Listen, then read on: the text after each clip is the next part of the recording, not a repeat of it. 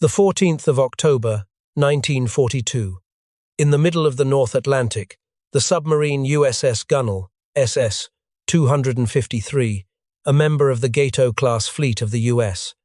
Navy, was quietly patrolling on a solitary mission. The night blanketed the ocean like a heavy quilt, and every movement was reduced to faint echoes reverberating inside the submarine's hull. Inside, the atmosphere was steeped in high alert, no conversations, no unnecessary motions, only the dim red lights casting a glow over cold steel surfaces. But that silence was soon shattered when the sonar system abruptly picked up dense signals, multiple objects moving simultaneously from various directions. There was no doubt anymore a German U-boat, Wolfpack, was closing in. The confrontation seemed inevitable. With no support and no escape route, USS Gunnel had only one choice: dive deep, stay silent, and attempt to vanish into the dark ocean. But just then, deep within the vessel, what seemed to be a technical mistake turned into the turning point of the entire engagement, a maneuver that appeared minor, yet became a life-saving shield for the entire crew. In the autumn of 1942, the Battle of the Atlantic was reaching its peak. The Allied forces were suffering heavy losses under the strategy of Rudel tactic, the Wolfpack tactic, devised by Admiral Karl Dönitz, where hundreds of German U-boats patrolled in coordinated groups, lying in wait to ambush Allied convoys. Each U-boat was assigned to form part of a hunting pack, overwhelming escort, firepower, and tearing through the defensive net, protecting supply fleets. In early 1943 alone, this tactic led to some of the largest convoy battles in history, as U-boats swarmed in clusters, ranging from a few to dozens, encircling and sinking Allied merchant ships. To break the terror campaign of the U-boat Wolfpacks across the Atlantic, the U.S. Navy didn't just bolster convoy escorts, it took a bold step, sending submarines directly into enemy waters. In late 1942, a special task force was formed, Submarine Squadron 50 Subron 50, composed of elite Gato-class submarines that had already earned glory in the Pacific theater. Their mission this time wasn't all-out attack, but to slip silently into Western European waters and disrupt the very net the Germans used to hunt. Though the region offered few clear targets and not many enemy vessels were sunk, even officers from the British Royal Navy had to admit, your submarines may see few opportunities, but when they do, they seize them brilliantly. The American Gato-class subs, with excellent stealth, long-range endurance, and effective armament, became a persistent thorn in the side of the German U-boats. Each patrol was a blow to the enemy's confidence, a quiet message that said, "We can reach you anywhere, even in the heart of your Wolfpack." Amid the bleak patrols of late 1942, the USS Gunnel, SS 253, a Gato-class submarine assigned to Submarine Squadron 50, was silently carrying out a solo reconnaissance mission in the North Atlantic. At that time, her position lay just off the Iberian Peninsula, near the Strait of Gibraltar, a strategic choke point linking the Atlantic Ocean to the Mediterranean Sea. It was also one of the most perilous zones in the region, constantly patrolled by German U-boats that knew the underwater terrain like the backs of their hands. That night, the sea was nearly flat. Icy winds sliced across the steel hull, while beneath the surface, everything was eerily still. But the silence was only a prelude. At around 2 a.m., the submarine's sonar abruptly picked up a flurry of abnormal returns, echoes bouncing back from multiple directions, indicating at least 3 to 4 submerged objects approaching Gunnel at varying depths. On the control board, sonar traces tangled into a web-like pattern. No one aboard needed to be told what this meant.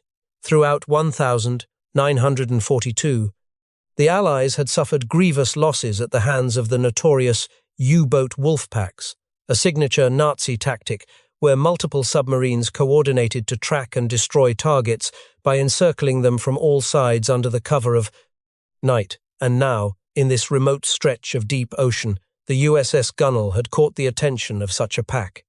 Commander John S. McCain Sr., a seasoned officer with extensive combat experience in the Pacific, immediately ordered the vessel to battle readiness. All red alert lights were switched on. Pressure valves were sealed. Weapons were checked. No one spoke, for they all understood. This was a moment where a single mistake could mean the end. According to standard protocol, the sub should dive deeper and begin a series of evasive maneuvers to confuse enemy sonar. But before the order could even be fully carried out, a technical anomaly erupted. In the aft engine room, Chief Motor Machinist's mate, William F. Saum, noticed a sudden spike in water pressure within the auxiliary exhaust system. In a split-second decision, instead of performing the textbook response opening the relief valve to equalize pressure, he did the opposite. He closed the valve in the reverse direction, causing air and water to compress in the machinery space in a way that defied standard control procedures. Immediately, the internal alarm systems began flashing. Pressure gauges oscillated violently. A few officers grew anxious, fearing this might be a serious malfunction that could flood the aft section of the submarine if not handled in time. But before anyone could intervene, it was Saum himself who made a bold decision to maintain the technically reversed state for a few more minutes. That action, seemingly reckless and foolish, would unexpectedly become the turning point in the life-or-death confrontation ahead. At that moment, no one aboard USS Gunnel could have imagined that this very deviation from protocol would offer them the only chance of survival amid the stalking U-boat Wolfpack. And William F. Saum, in the suffocating darkness of the engine room, said nothing. He simply stared intently at the pressure gauge, his hand resting lightly on the adjustment lever, as if awaiting the submarine's next life-or-death heartbeat. In the control room, Commander McCain carefully monitored the last sonar signals, flickering faintly on the console. The returning echoes began to distort, scrambled like a crumpled map. That could mean only one of two things. Either the enemy was deploying heavy bombardments that interfered with sonar, something not occurring at that moment, or his submarine had just slipped out of the effective range of the enemy's sonar scan. He glanced at the depth gauges. Gunnel was descending faster than expected, plunging well beyond standard tactical diving depth. This wasn't the result of propulsion. It came directly from the abnormal pressure buildup in the aft compartment, which he had initially assumed was a mechanical fault. But after receiving a report from the engineering crew, McCain understood. This wasn't a malfunction, but a spontaneous tactical response from machinist William F. Saum. Saum had deliberately gone against protocol. In a situation that called for pressure release, he had sealed the main valve, retaining water in the compartment and causing the rear of the submarine to sink faster than the rest. Rather than descending on a stable plane, the entire hull of Gunnel was now tilting downward, creating an off-center movement pattern full of risk, but entirely unexpected to the enemy. This unusual motion didn't just affect the depth, it disrupted the mechanical rhythm that normally produced identifiable acoustic signatures. The sounds emitted by the propellers were no longer steady or recognizable. To the sonar systems aboard the U-boats searching above, the American submarine no longer resembled any target they had tracked before. The returning echoes were shapeless, scattered in frequency, almost as if what lay beneath them was a disabled wreck or drifting scrap metal caught in a deep ocean current. To push the deception even further, Saum didn't stop there. He began releasing microbursts of air from the aft compartment in small, cyclical pulses, a maneuver never taught in training, but one based on his field experience and sensitivity to mechanical acoustics. This created a layer of deep water acoustic interference, a phenomenon still debated by sonar engineers of the time in terms of practical use, but aboard the Gunnel, it worked astonishingly well. The tiny air bubbles drifted through the currents, generating clusters of uneven decoy sounds that confused enemy sonar, blurring the distinction between the real target and surrounding noise. The result, the U-boat hunting formation began to fall into disarray. Instead of tightening their formation and focusing fire, the German submarines wasted time reanalyzing data and recalibrating their sonar scan angles. Meanwhile, their target had already slipped to a depth beyond 120 meters, well outside the effective sonar detection range of that era. One U-boat, after several fruitless scans, transmitted a signal suggesting withdrawal. Two others circled back for additional sweeps, but found nothing conclusive. After nearly an hour of futile searching, all three lost track of the USS Gunnel. Aboard the American submarine, the engine room remained suffocatingly silent. Red lights flickered faintly in the misty humidity. Saum never took his eyes off the pressure gauges. A single miscalculation could rupture a hydraulic line and flood the entire aft compartment, but he held his position, and the vessel held firm. At last, with no enemy sonar contacts appearing and the sensors confirming the surrounding waters were clear, Commander McCain gave the order to return to tactical depth. When the white lights were switched back on across the compartments, the crew finally exhaled. No one said a word, but all eyes turned toward the engine room, toward the ordinary machinist who had saved the ship with a choice no one else would have dared to make. That day, no torpedoes were launched, no shots were fired. Yet a single, against-the-rules action by someone without command authority allowed the USS Gunnel to survive a deadly encounter with a U-boat Wolfpack. No medals were handed out that evening. But in the memory of every crew member, it was the moment when a seemingly lifeless steel valve tipped the balance between life and death, and the hand that turned it belonged to a mechanic, not an officer. Meanwhile, on the surface, the German U-boats were shifting tactics from tracking to striking. Based on the chaotic sonar echoes they received off-rhythm vibrations, irregular impacts, and the sudden disappearance of their target, there was only one logical conclusion. The American submarine had suffered a catastrophic failure. Perhaps it had been hit by a friendly torpedo, or maybe its hull had fractured after a violent shockwave, leading to rapid flooding. Believing that the prey had been hit and was now dying, the U-boat commanders quickly shifted tactics. Rather than continuing the hunt at dangerous depths, where German submarines were reluctant to remain long due to technical limitations, they began deploying depth charges set to detonate in mid-water. This was the typical depth where a damaged submarine might try to stabilize itself to avoid being crushed by ocean pressure. Within minutes, the sea above exploded. The first wave of depth charges thundered down from above, sending brutal shockwaves crashing into Gunnel's hull. The submarine shook violently, as if momentarily lifted out of the water, only to slam back down with a scream of straining metal. Pipes trembled, bolts shot from the walls, and pressure gauges spun wildly. A sailor in the midsection was hurled from his seat, smashing his head against the steel bulkhead and drawing blood. In the engineering compartment, a secondary valve burst open, spraying icy water like a razor blade. Red warning lights blinked rapidly. Scalding steam hissed from the heat ducts, fogging visibility. Someone screamed, convinced the rear hull had ruptured and that water was pouring in, that the sub would flood and sink within a minute. At that point, no one could tell what was real and what was a panicked reaction to the relentless shockwaves. But something strange happened. Water didn't flood in. The hull remained intact. The emergency pumps didn't need to be triggered. Despite the violence, there were no cracking sounds, none of the catastrophic structural failures that spell doom for a submarine. Only after a few dozen seconds, as the shockwaves subsided and hull pressure sensors returned stable readings, did Commander McCain grasp what had occurred. The entire enemy barrage had detonated too high.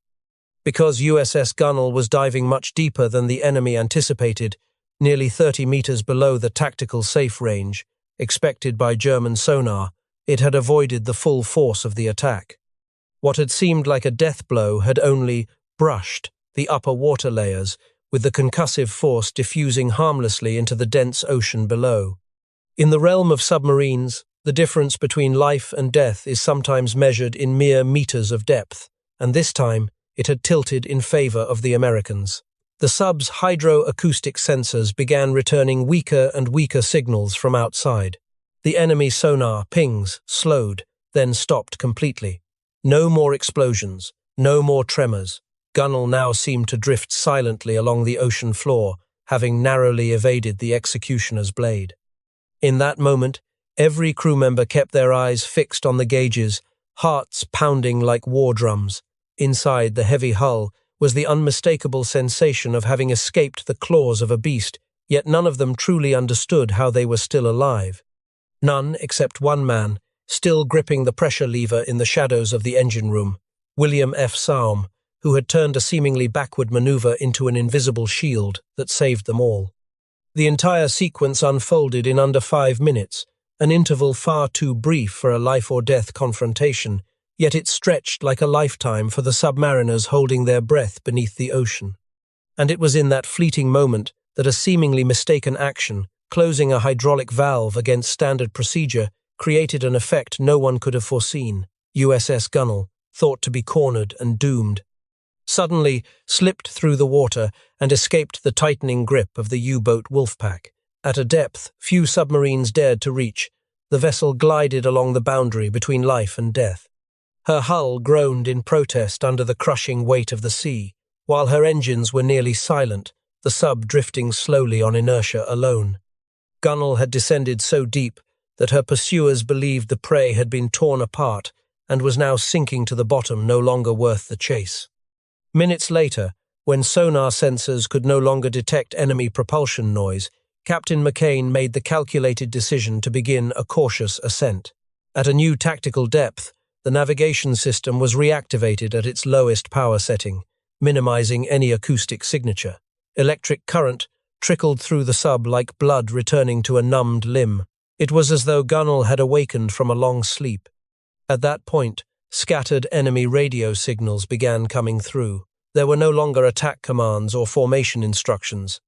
Instead, the intercepted fragments suggested dispersal and tactical withdrawal, a clear sign that the U-boat pack had given up the hunt. Perhaps they believed their strike had succeeded. Perhaps they had been misled by the very noise Saum had engineered. Either way, the iron wolves were turning away, leaving behind a stretch of ocean that, just moments earlier, had been a deadly arena. In war, victory does not always stem from superior firepower or carefully crafted tactics. Sometimes, survival hinges on a moment of instinctive bravery that defies the rulebook. And this time, it was flexibility, steel nerves, and the unspoken coordination between commander and technician that turned the tide of what seemed a hopeless situation. USS Gunnel emerged from the shadows like a phantom gliding past a haunted sea unscathed, without a single casualty, and with no trace left for the enemy to follow. The moment the last enemy sonar echo vanished from the screen, and the sea above returned to absolute silence, Gunnel shifted posture immediately. Captain McCain wasted no time. He ordered the main electrical systems restarted and directed the sub to begin rising. The hum of machinery returned like a sigh from the brink of death, low, cautious, but full of life. Electric current flowed from the engineering room, reawakening every compartment of the submarine that had been frozen in time for nearly an hour. In that moment, Gunnel began to accelerate in silence, gliding steadily toward the neutral waters marked in the tactical map. There was no need for a full-speed retreat, just a quiet departure beyond the reach of U-boat sonar nets, making use of the dense layers of nighttime seawater to cloak her path. The submarine moved like a phantom, leaving behind only a faint ripple that closed gently, as if the water had never been disturbed. In the control room, white lights had come back on. Through the periscope, a waning crescent moon stretched across the surface of the sea, casting a pale, ghostly light on the waves. McCain stood quietly, eyes fixed on the ocean. Beside him was Chief Engineer Saum, the man who had just become the silent hero of an unnamed battle, his hands still smeared with oil, dark circles under his eyes, but his gaze calm, as if it were just another ordinary shift. No one said anything, no one needed to.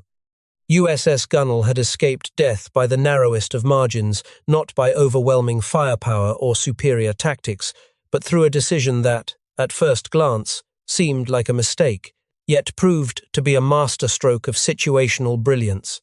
A non-standard action, performed in silence by a machinist in the depths of the engineering compartment, had by instinct or fate transformed the entire submarine into a ghost ship, slipping free from the claws of the most sophisticated hunters of the war. The sea remained quiet. But for those aboard that night, every passing second was a victory not marked by fanfare or flying flags, but by the simple truth that the vessel was still afloat, and 60 lives had survived in the heart of the Atlantic. The events experienced by USS Gunnel are not boldly recorded in the official annals of war. There were no enemy ships sunk, no grand offensives, no dramatic gunfights between opposing sides. And perhaps because it was so silent, it now stands as one of the clearest reminders of the enduring power of human decision-making in modern warfare. Beneath the cold ocean, where darkness and pressure can crush even the slightest miscalculation in a heartbeat, it is judgment, calm, and flexibility, not armor plating or torpedoes, that truly protect a submarine. No manual teaches that closing the wrong valve might save your life. No technical syllabus recommends keeping water in a compartment to mimic a sunken hulk. But William F. Sam did exactly that, not because a rulebook told him to, but because instinct and duty left him no other choice. The story of Gunnel is a rare example where an action deemed technically wrong became the very key that turned the tide, saving not only the hull of a submarine, but the lives of 60 men teetering on the edge of death.